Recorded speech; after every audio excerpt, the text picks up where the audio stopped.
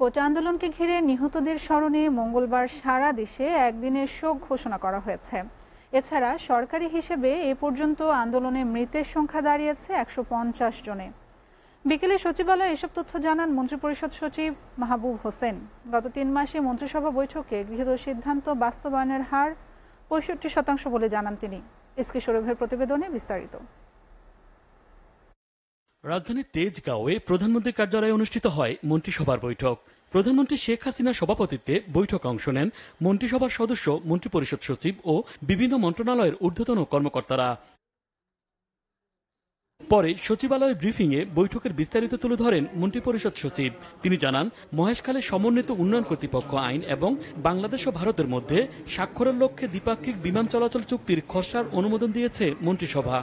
মহেশখালী সমন্বিত উন্নয়ন কর্তৃপক্ষ আইন 2024-এর খসড়া চূড়ান্ত অনুমোদন আমরা লেজিসলেটিভের মাধ্যমে সেগুলো অ্যাক্সেস করে বিভিন্ন মন্ত্রণালয়কে ভাগ করে দেয় এবং আমরা দ্রুততম সময়ের মধ্যে যেন কাজটি শেষ হয় সেটা আজকে ক্যাবিনেট থেকে আমাদের সিদ্ধান্ত দিয়েছেন।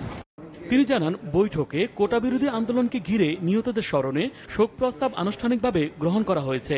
কোটা আন্দোলন নিয়ে যারা হতাহত ঘটনায় যারা নিহত হয়েছেন তাদের জন্য একটি শোক প্রস্তাব গ্রহণ করেছেন।